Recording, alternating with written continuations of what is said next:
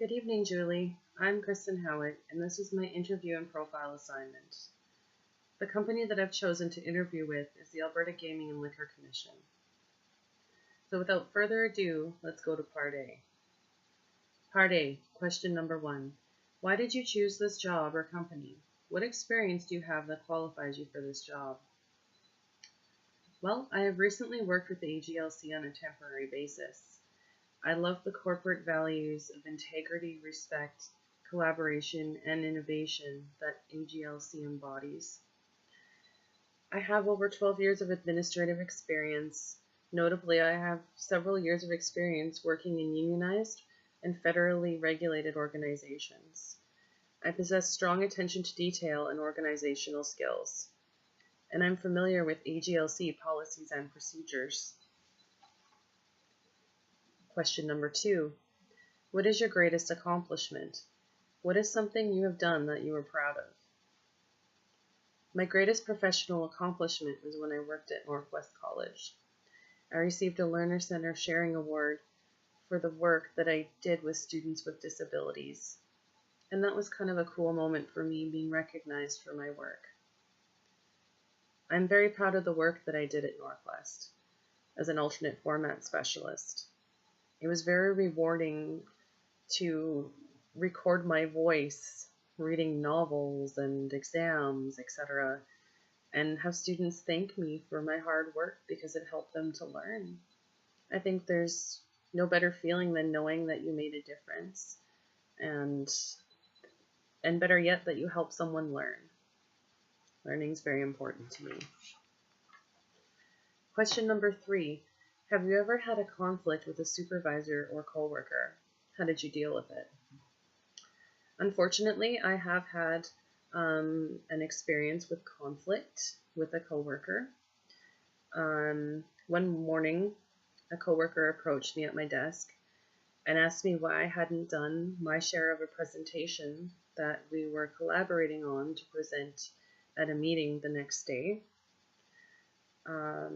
Her tone was very accusatory and impatient. I took a moment to step outside of the situation and kind of look at all the variables at play. I knew personally that she had a lot going on in her personal life and a lot of stress in that area. So I kind of thought that maybe her impatience may not actually have been toward me, but I just might have been on the receiving end of something else. So I calmly and pleasantly replied to her, letting her know that I'd already finished my contribution to the project. I just hadn't merged my copy with the final copy of our presentation as of yet. And then I decided that I was going to mention to her that I was going for coffee on our coffee break, and I asked her if I could buy her one as well. And she smiled and said, sure. So it just goes to show that a little bit of patience and kindness can go a very long way. Question number 4. What is your greatest weakness? Sometimes I can take on tasks that could easily be delegated to someone else. Although I've never missed a deadline, it is still an effort for me to know when to move on to the next task and when to be confident when assigning others work. What is your greatest strength? My greatest strength is my time management skills. I actually have to credit my husband with this because he's very efficient at this, and I've learned a few things from him. I have a daily planner that I use every day. And every morning I write out all the tasks I want to accomplish that day. And then I label them by urgency and importance, with A being the tasks that are the most important and urgent to complete, followed by B, C, and D, all in order of importance. I have also taken to writing my goals down every day. I break them down into increments of 1 week, 1 month, 1 year, and long term. And I find that organizing myself this way prevents procrastination and encourages task completion. Number 5, how do you handle a stressful situation? What action plans do you use to make decisions in difficult circumstances? I handle every stressful situation on an individual basis. I don't necessarily believe that there is a one-size-fits-all solution to every situation.